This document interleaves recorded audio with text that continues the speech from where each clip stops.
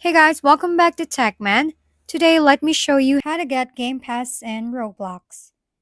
In this video, we'll be showing you how to create a Game Pass and please donate on Roblox.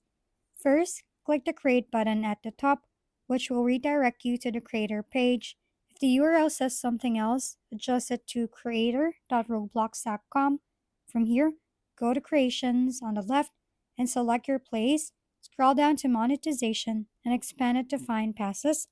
Click Create a Pass, then add a name, description, and optionally a picture.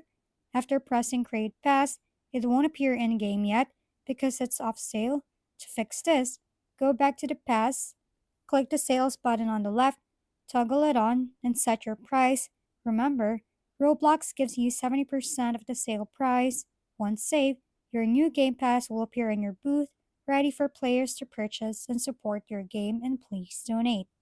If we've been helpful, kindly give us a thumbs up and don't forget to hit the subscribe and bell button for more contents.